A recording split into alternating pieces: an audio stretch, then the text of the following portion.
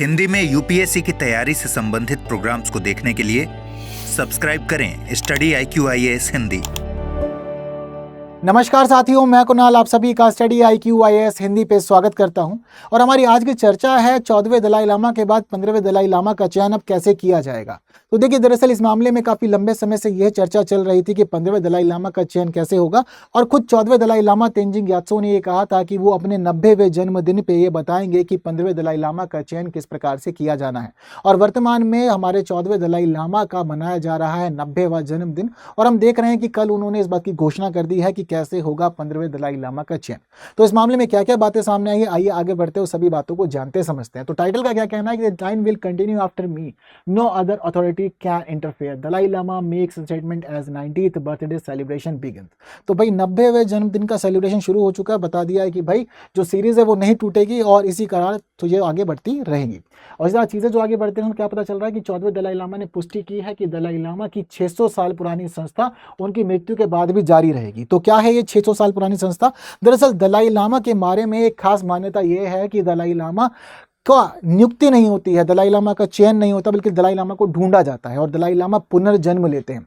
दलाई लामा के पास एक विशेष शक्ति मानी जाती है, जिस विशेष शक्ति के तहत दलाई लामा अपने जन्म का स्थान और जन्म के स्थान के साथ साथ अपनी पसंद का शरीर भी चुनते हैं और यह बता के जाते हैं कि वो आगे कहाँ जन्म लेंगे। और वो अपने जन्म की चीज़ों से जुड़ी हुई सब कुछ बता देते हैं बातें, और उसके आधार पर ही उनको ढूंढा जाता है और फिर दोबारा दलाई लामा नियुक्त किया जाता है।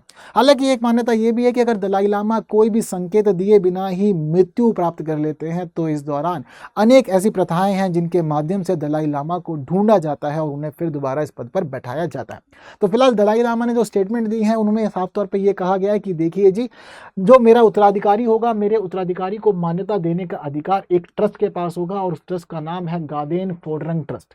अब यहाँ सीधे तौर पर यह कह दिया गया है कि गादेन फोडरंग ट्रस्ट जो है ये ट्रस्ट ही निर्वासन के उनके मामलों का प्रबंधन करने वाली संस्था है। और इसके अलावा यह भी कह दिया गया है कि दलाई लामा के उत्तराधिकारी के मामले में किसी और संस्था को हस्तक्षेप करने का अधिकार नहीं है, चाहे वो कोई धार्मिक संस्था है या कोई राजनीतिक संस्था है, सबके लिए ही मना कर दिया है कि अब उन्हें इसमें हस्तक्षेप करने का कोई अधिकार नहीं दिया गया। इसके साथ साथ यहाँ पर यह भी बता दिया गया है कि देखिए, अगर दलाई लामा अपने उत्तराधिकारी के नाम नहीं बताते या उनकी मृत्यु से पहले वो कोई स्पष्ट प्रक्रिया नहीं बताते हैं तो इस मामले में 2015 में स्थापित किए गए गादेन फोडरंग फाउंडेशन की जिम्मेदारी है कि वो इस चीज का नेतृत्व संभाले कि उनके उत्तराधिकारी के लिए क्या प्रक्रिया रहेगी। यहाँ पर बताया जाने मतलब क्या है, तो देखिए दलाई लामा अपनी मृत्यु से पहले संकेत दे देते हैं कि वो किस जगह पुनर्जन्म लेंगे या किस शरीर को अपने लिए चुनेंगे। तो अगर ऐसी कोई बात वो नहीं बताते हैं तो उस दौरान फिर ये जो गादेन फोडरंग फाउंडेशन है इसकी जिम्मेदारी है कि ये मान्यताओं के आधार पर और पूर्व प्रथाओं के आधार पर ही दलाई लामा के चयन की प्रक्रिया को शुरू कर दे। चयन मतलब ढूंढने की प्रक्रिया को शुरू कर दे कि भाई कहाँ मिलेंगे दलाई लामा। तो दलाई लामा की आध्यात्मिक विरासत को संरक्षित करने का काम गादेन फोडरंग फाउंडेशन को सौंपा गया है और मान्यता देने का अधिकार किसके पास है? गादेन फोडरंग ट्रस्ट के पास है। ये बात ध्यान रखना कि दोनों का नाम सेम है, बस एक ट्रस्ट है और एक फाउंडेशन है, तो ये दोनों अलग अलग ही है। तो ये अगले पुनर्जन्म की पहचान करने के लिए वरिष्ठ तिब्बती बौद्ध नेताओं से और पारंपरिक देवज्ञों से परामर्श करेगा, ये यहाँ पर स्थिति पता चल रही है। तो सीधे तौर पर दलाई लामा ने बता दिया है कि भाई देखो, मैं पुनर्जन्म लूंगा, लेकिन मेरे पुनर्जन्म के बाद की स्थिति ये है कि जो गादेन फोडरंग ट्रस्ट है वो ट्रस्ट ही मान्यता देगा। इसके साथ साथ इन्होंने बता दिया है कि अगर मैं प्रतीक नहीं बताता, मैं संकेत नहीं देता, तो गादेन फोडरंग फाउंडेशन की जिम्मेदारी है कि वो परंपराओं के आधार पर मुझे ढूंढने का, यानी कि मेरे लिए क्या नया शरीर है, कहाँ है वो नया शरीर, मैंने कहाँ पुनर्जन्म लिया, उसको ढूंढने की प्रक्रिया वो शुरू कर दे। क्लियर है बात सारी की सारी। अब वर्तमान में जो 14वें दलाई लामा है उनकी स्थिति क्या है, तो 14वें दलाई लामा का नाम है तेंजिन ग्यात्सो। अब तेंजिन ग्यात्सो की स्थिति ये है कि 6 जुलाई 1935 को इनका जन्म हुआ था और 5 वर्ष की उम्र में इनको ढूंढा गया था, जिसके बाद इन्हें नियुक्त किया गया था 14वां दलाई लामा। तो 22 फरवरी 1940 को इन्हें 14वां दलाई लामा घोषित कर दिया गया था और उसके बाद यह माना गया है कि ये 13वें दलाई लामा थुम्तेन ग्यात्सो के ही अवतार हैं, यानी कि 13वें दलाई लामा ने अवतार लिया है, पुनर्जन्म लिया है और उनका जो पुनर्जन्म हुआ है वो तेंजिन ग्यात्सो के रूप में ही हुआ है। तो ये वाली स्थिति यहाँ पर बनी हुई है और तब से हम ये देखते हैं कि इन्होंने शुरुआत में कई टेस्ट थे तो टेस्ट पास किए थे और टेस्ट पास करने के बाद ये दलाई लामा बने थे। अब सोचने वाली बात है कि क्या टेस्ट होते हैं और सोचने वाली बात यह है कि कैसे चुना जाता है दलाई लामा को या कैसे ढूंढा जाता है दलाई लामा को पुनर्जन्म की इस मान्यता के आधार पर। तो देखिए, एक पूरी की पूरी प्रक्रिया है, हमें वो पूरी प्रक्रिया समझनी होगी यहाँ पे। तो देखिए, दलाई लामा के लिए स्थिति जो है ये एक मंगोलियाई पद है। तो दलाई लामा एक मंगोलियाई पद है जिसका अर्थ होता है ज्ञान का महासागर। अब 1357 से 1419 तक तिब्बत में एक धर्मगुरु हुए थे जिनका नाम था शिखाम्पा। अब यह जो विद्यालय है, इस विद्यालय को नाम दिया गया था जेलन स्कूल। अब देखिए जो जेलन स्कूल है, इस जेलन स्कूल में एक बहुत ही होनहार छात्र हुआ करते थे जिनका नाम था गेंदुन द्रुप। अब माना जाता है कि जो गेंदुन द्रुप है यही आगे चल करके पहले दलाई लामा बने और इन्होंने दलाई लामा की प्रथा को 1411 में स्थापित कर दिया था। और इसके बाद इन्होंने लगातार पुनर्जन्म लिया है अलग अलग शरीरों के अंदर, और उसी के क्रम के अकॉर्डिंग हम ये देखते हैं कि अब तक 14 दलाई लामा हो चुके हैं। अब 15वें दलाई लामा के लिए बात चल रही है। इसके साथ साथ हम लोग ये देखते हैं कि दलाई लामा के लिए प्रक्रिया जो होती है वो ढूंढने की प्रक्रिया कैसी होती है। तो आपको मैंने बता दिया है कि दलाई लामा को चुना नहीं जाता है, नियुक्त नहीं किया जाता है, बल्कि दलाई लामा को ढूंढा जाता है। और दलाई लामा को ढूंढने की जो प्रक्रिया होती है उसको कहा जाता है तुल्को प्रणाली। अब देखिए तुल्को प्रणाली में दरअसल होता क्या, तो देखिए कई बार क्या होता है कि दलाई लामा अपनी मृत्यु से पहले ही संकेत दे देते हैं कि वो कहाँ पर किस प्रकार से जन्म लेंगे, कौन सा स्थान होगा, वो सभी चीजें कुछ कुछ क्लियर कर देते हैं, जिससे कि जो बाकी लामा है और बाकी और जो गुरु है यहाँ पर वो बहुत ही आसानी से दलाई लामा की पहचान करने के लिए आगे बढ़ते हैं और शरीर को ढूंढ के दलाई लामा नियुक्त करते हैं। लेकिन कई बार जब ऐसा होता है कि दलाई लामा अपने मृत्यु के बाद के संकेत नहीं बता के जाते, तो फिर ढूंढने के लिए प्रथाओं का पालन किया जाता है और ये ढूंढा जाता है कि कौन सा वो अगला शरीर है जहां दलाई लामा ने जन्म लिया है। तो इस दौरान जो मान्यताएं हैं उसमें ये देखा जाता है कि जब दलाई लामा के शरीर का अंतिम संस्कार किया जाता है तो उस अंतिम संस्कार के दौरान जो धुआं उठता है वो धुआं जिस दिशा में बढ़ रहा होता है उसी दिशा में ये लोग आगे बढ़ते हैं और आगे बढ़ते हुए ये देखते हैं कि तिब्बती बौद्ध समुदाय में कितने बच्चों ने जन्म लिया है। अब जितने बच्चों ने जन्म लिया हुआ होता है उन बच्चों की पहचान की जाती है और बच्चों की पहचान किए जाने के बाद, हालांकि ऐसा नहीं है कि मतलब वर्ल्ड वाइड ये मामला होता है, लेकिन एक लिमिटेड एरिया के अंदर, जैसे कि पहले तिब्बत में सभी चीजें चला करती तो तिब्बत में ही ढूंढा जाता था दलाई लामा को। लेकिन 2011 में ही दलाई लामा, जो 14वें दलाई लामा, वो ये कह चुके हैं कि अब वो पुनर्जन्म तिब्बत से बाहर की भूमि पे लेंगे, क्योंकि चाइना की वजह से बहुत संकटों का सामना करना पड़ा है, परेशानियों का सामना करना पड़ रहा है। चाइना कहता है कि भाई अब दलाई लामा की नियुक्ति में आप मेरे को इन्वॉल्व कीजिए, मुझसे मान्यता लीजिए, मेरी परमिशन के बाद ही नियुक्त करिए। इसके अलावा दलाई लामा के मामले में चाइना अपना इंटरफेरेंस दिखाना चाहता है, तो इसीलिए 14वें दलाई लामा ने पहले ही कह दिया कि मैं जन्म तो लूंगा लेकिन मेरा जो पुनर्जन्म होगा वो अब चीन की धरती से बाहर कहीं पे होगा। तो कहाँ होगा इसके लिए स्पष्ट बात नहीं बताई गई है, लेकिन जहाँ कहीं भी चीजें स्पष्ट की जाती है वहां देखा जाता है कि तिब्बती बौद्ध समुदाय में कितने नए बच्चों ने जन्म लिया है। फिर बच्चों की परीक्षा होती है और जो बच्चों की परीक्षा होती है उसमें परीक्षा का जो रूप है वो इस प्रकार का है कि ये देखा जाता है कि दलाई लामा के जीवन से जुड़ी हुई वस्तुएं बच्चों के सामने रखी जाती है। अगर वो बच्चे सही वस्तु चुनते हैं तो माना जाता है कि दलाई लामा इसी शरीर में है। अगर वो बच्चे किसी और वस्तु को चुनते हैं जो दलाई लामा से संबंधित नहीं होती तो बच्चों को फेल मान लिया जाता है और जो बच्चा इसमें बेस्ट प्रदर्शन करता है उस बेस्ट प्रदर्शन के आधार पर बच्चे को चुन करके दलाई लामा नियुक्त किया जाता है।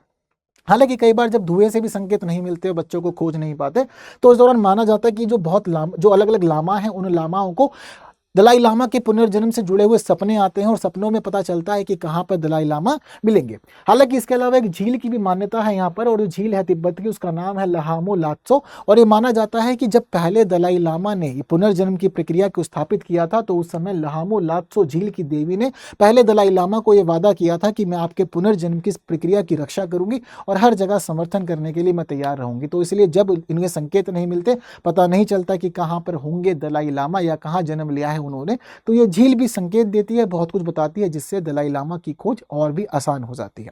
तो इस प्रकार से बच्चों को परीक्षा देनी पड़ती है और परीक्षा देकर के फिर पता चलता है कि कौन होंगे अगले दलाई लामा। अब इस दौरान ये समझ लीजिए कि सारा का सारा कार्यक्रम तिब्बत की बौद्धिस्ट कम्युनिटी जो है उसके अकॉर्डिंग चलता है, उसी में जन्मे हुए बच्चों के आधार पर चलता है।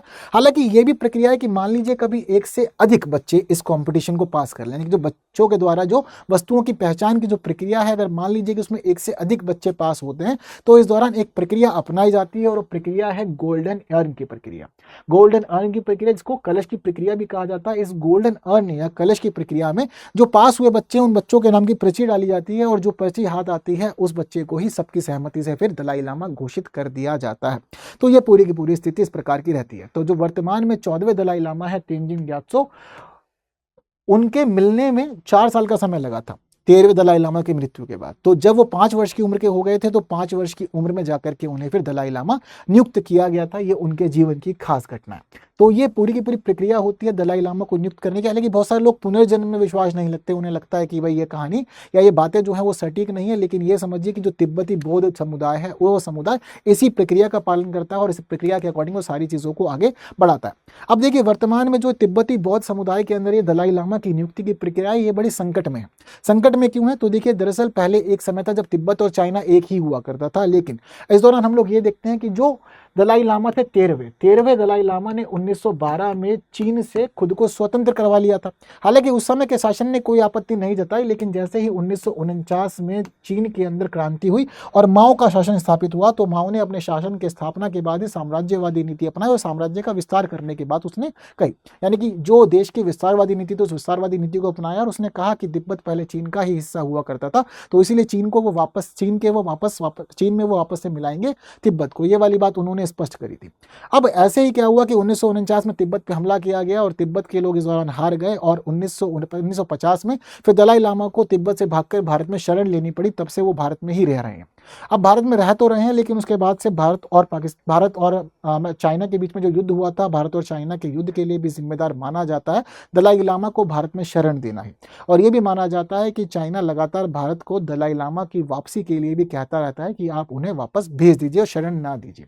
इसके साथ ही 2007 में चाइना ने एक कानून बनाया है और चाइना का कानून ये कहता है कि दलाई लामा की नियुक्ति के मामले में चाइना से परमिशन लेना जरूरी है। तो इस पूरे के पूरे मामले का 14वें दलाई लामा ने खंडन किया और कहा है कि हम किसी भी राजनीतिक संस्था के हस्तक्षेप को नहीं स्वीकारेंगे और अपनी ही इच्छा से और अपनी ही मान्यताओं के आधार पर हम दलाई लामा की नियुक्ति करेंगे। तो ये चीजें भी जो है वो बहुत ज्यादा खास है और इसी वजह से चीन और दलाई लामा की जो ये संस्था है, इन दोनों के बीच में एक बड़ा ही आपस में जो संबंध है वो बिगड़ गए हैं और एक दूसरे के ये विरोधी हो गए हैं। और जिस प्रकार से अपने 90वें जन्मदिन के अवसर पर दलाई लामा ने बताया कि वो पुनर्जन्म लेंगे और पुनर्जन्म लेने का जो काम है वो केवल उनके ट्रस्ट संभालेगा, तो इसके ऊपर चाइना ने प्रतिक्रिया देते हुए भी कह दिया कि देखिए हमारा जो नियम है उस नियम का पालन करना पड़ेगा और नियम के पालन के हिसाब से ये समझ लीजिए कि अब आपको शरीर ढूंढने की काम जो है वो संस्था को ही करना है, किसी राजनीतिक संस्था का इन्वॉल्वमेंट नहीं माना जाएगा। क्लियर है बात सारी?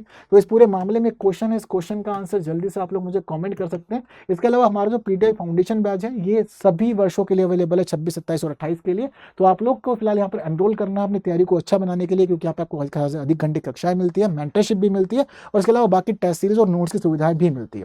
तो फिलहाल आपको यूज करना है code KL Live code use करने से आपको मिलेगा बेस्ट डिस्काउंट और फिलहाल फीस चल रही है 9,999 जो स्टार्टिंग प्राइस है। 7 जुलाई तक के लिए ऑफर अवेलेबल है। मेरे साथ कहाँ जुड़ना है? टेलीग्राम, इंस्टाग्राम, फेसबुक और एक्स पे, इन सभी जगह मेरे साथ जुड़ सकते हैं। तो टेलीग्राम चैनल पे भी आ जाइएगा QR कोड स्कैन करके। तो बस आज के लिए इतना ही। वीडियो इन्फॉर्मेटिव तो शेयर कीजिए, जिन्होंने लाइक नहीं किया लाइक भी कर दीजिएगा। बाकी की बातें करेंगे आने वाले और क्लासेस में। तब तक के लिए दीजिए मुझे विदा। Thank you so much. जय हिंद। हिंदी में यूपीएससी की तैयारी से संबंधित प्रोग्राम्स को देखने के लिए सब्सक्राइब करें स्टडी IQ IAS हिंदी।